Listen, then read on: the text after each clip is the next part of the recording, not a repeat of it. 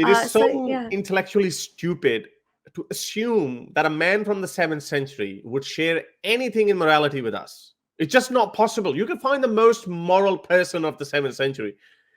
Some of his views would not be compatible with today's world.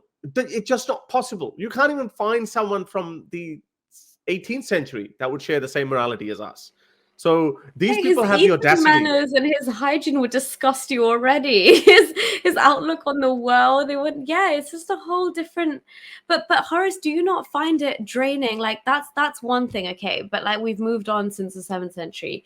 Science has taken us very, very far as a species. But do you not think that like it's completely fruitless to discuss these kind of views on how Islam should be with people who are so on the fringe, like Javed Hashmi, like such fringe views and reformist view? Again, I appreciate the sentiment. I would take a reformist over a jihadi any day of the week.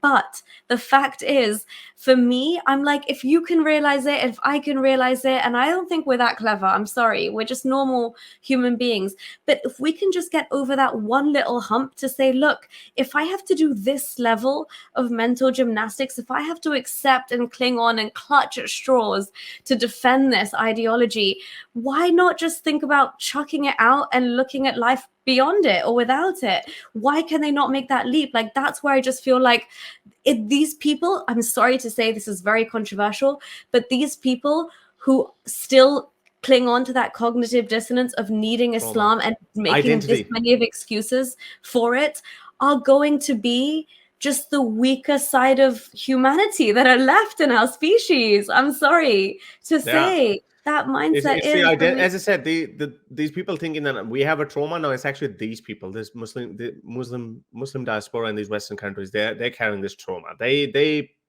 feel that they have the only thing they can't relate themselves with an average uh, Western person, or let's just say, loosely speaking, with a white person. And in the white, I'm including blacks as well. Anyone who's non-Asian, non-Pakistani, or non-Muslim, they can't relate themselves with them. They say that all the time. I can't go to a pub. I can't have a barbie with them. Like they can't socialize with them. So they feel like outsiders. You and I don't have that problem. We've never had that problem. We can go out with anyone. We can chill with them. We can hang out. So we don't feel like outsiders. So we don't have that need to hold on to that identity. And then they call that, oh, that's your self-loathing. No, it doesn't even come in my equation. It doesn't. When my Aussie friends ask me out or something, it doesn't come in my equation. Oh, I'm going out with my Aussie friend. What is he going to ask me to eat or drink? What are we going to talk about?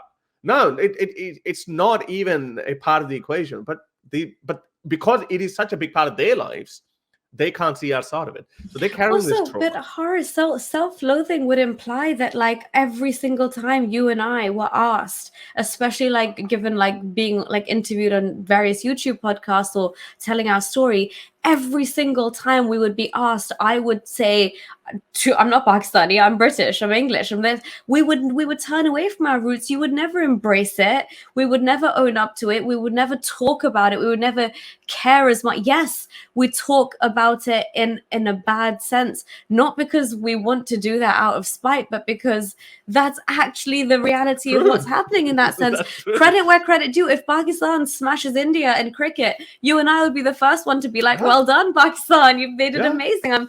That was great. I had an amazing day with my family. Like we can cling on to the good things. I talk about Pakistan's beauty all day. I've written essays on Pakistan's beauty, That and was like, cringe. That was no, cringe. yeah, but I mean, this is what I'm saying. Like, if we were self-loathing, I just want people to understand these other sides of our personality that they might not see. In If fact, we were we've actually been there where they are now. We were all like, oh, hey, look, I'm a proud Pakistani. What have you done? I'm a proud Pakistani. Like, when you live in multiple yeah, countries, I was this is such a I'm ashamed to say I was very nationalistic at one point in time, even though I've never lived there. I was nationalistic. I had more of a Yeah. reason to be nationalistic because I grew up in Pakistan. Yeah, But for my point is, sure. when you live in multiple countries, you realize how primitive this whole idea and notion of nationalism is.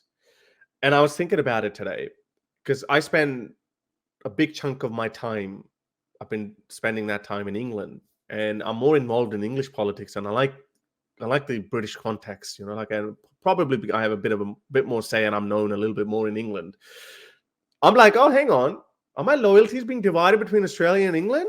Like, I mean, I don't know, but I don't feel the same way about any country anymore. Like, I'm truly a globalist, but yes, I do have some values that are intertwined with certain countries. Like, for example, Britain and Australia, the same two sides of the same coin. Really, they're the same countries when it comes to values. But I was thinking, hang on a second. This is how stupid nationalism is. If Australia turns into a fascist country tomorrow, would I still say, oh, I love Australia? No, I would say, F off, I'm leaving. If Pakistan becomes a secular modern country tomorrow, would I still say the same things about Pakistan? No, I wouldn't. So it's all about values that you subscribe to and you respect. Now, those values, the Pakistani social values share nothing with my values. Just to say also, what you said is so important and it's so true, but it's also not just the values that you share and that you respect, but it's also where you are respected. The fact that you can sit here and I can sit here being safe in the knowledge that we can do what we're doing right now and no one's going to come knocking at my door, or like legally we are very much this is our right. We're just exercising one of our most basic rights, and the reason we're doing it is for people who this tiny fundamental right doesn't exist to, like i.e. in Pakistan, where you have to resort to things like the dark web, or you have to use like an alias, for example. Like, this is such a we take it for granted, but it's so massive in light of, like, that's why we're spending our time even right now doing what we're doing. Because if everybody in Pakistan could do what we're doing right now, we wouldn't need to do it. I mean, it would be, the world would be a different. These people want us to hate the West for giving us everything that we love, enjoy, and cherish. It reminds me of that meme where this hijabi woman is saying, "Oh, I left Pakistan because I wasn't given a right to speak over there, but now I'm in the West, and where I'm given a right to speak, and I'm using my speech to turn this country into Pakistan." So, kind of like that. What were we talking about? So they want us to hate the West for the privilege that it has given us, and they hold on to the identity, the values of the country that they left. Like, it just so. I mean, one of the biggest grievance of people in the West is, well, if you idolize Afghanistan or Pakistan, why don't you go back there? I say that no, I don't idolize that. I hate that. If anything, I want to turn Pakistan into a secular liberal democracy. That's what I want to do. That doesn't mean that I'm self-loathing. I'm like, okay, these values are better. I recognize Western liberal values as better values to govern a country. These guys are conflicted. So people like this diaspora, like I used to say that the diaspora living in America and Canada are better, but I think they're just as conflicted as anyone else. And this cognitive dissonance is just driving them insane. Well, Horace, just quickly on that point as well. For example, the fact that, like, again, being in the West, I naturally would never have indulged in activism unless I felt secure and safe enough in the West, or unless enough people had come before me and shown that, they still managed to keep their head above their shoulders. That was the only reason that I kind of intended to go ahead with this. And even then, like, I thought twice, thrice, whatever. But now, like, that we've come so far as a movement, and social media has empowered us so much that, like, often we see on Twitter Spaces, I've engaged with people who are genuinely call themselves like Wahhabi, like extremely Wahhabi, and they follow the most extreme version of Islam, and yet they are willing to listen to my voice on Twitter, have a conversation, give their point of view. But then even hearing from somebody like that who is in an Islamic country, and their messages, knowing the real Islam and knowing that Islam is constantly in a state of Dar al-Harb, which is a state of war, as opposed to Dar al-Islam, when Islam manifests all over the world. Exactly.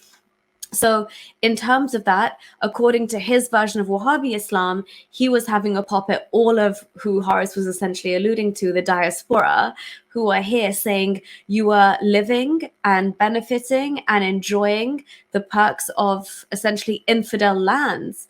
And according to the real Islam and according to what your prophet would have wanted, it was not for you to migrate to those lands.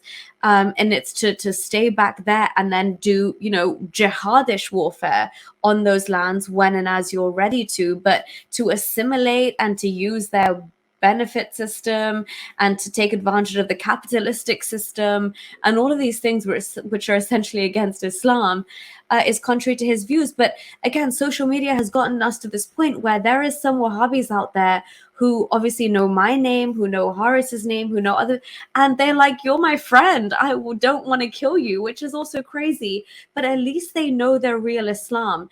And so you get these people here who are trying to kind of have the best of both worlds. And I'm sorry, you can't have your cake and eat it too. It does not work that way. I despise these people. I despise these people. I'm sorry. It's not like you cannot be. It's like sitting in like your most comfiest throne and looking down at people burning alive, like we see what's happening in Iran and Afghanistan, and saying, "Oh, but over here, it's kind of different for me." So probably like that's the wrong. Like it's nothing to do with the ideology. No, it doesn't work like that. But yeah, I just wanted to say that the power of social media now and what's happening in terms of who we can connect with, but also people who understand Islam vis-a-vis these people who, I think Khadija Khan did a very good tweet today in response to one of Bushra Sheikh's tweets, something I had also tweeted about in terms of domestic violence. But Khadija Khan completely called her out and said, you clearly have not read the Quran itself. So for you to keep harping on about being a Muslim, for me, my biggest qualm and my biggest contention is, even for Muslims in my own family, is that if you are Muslim, which is why this is why I wore hijab when I was 9, is because I wanted to do right by God, right? Like I feel like that's why it's so bad when they say you were never a real Muslim, because some of us ex-Muslims, we tried to be the best Muslims that we could be. We tried to believe in it as much as we could. Like at 9 years old, my entire family told me, don't do this. And I was like, Allah told me to wear hijab. I'm going to wear hijab because I want to go to heaven. As I said, I thought they were all crazy.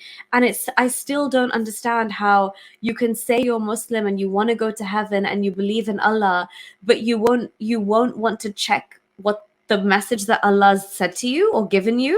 That to me makes no sense. If you believe in something and you want to get somewhere, the one communication you have with that supreme being, you don't even read. It's like getting a text message from the love of your life that could change your life forever, and you never read it, and you just like absolutely like clear your junk folder, and that part of your life is never ever.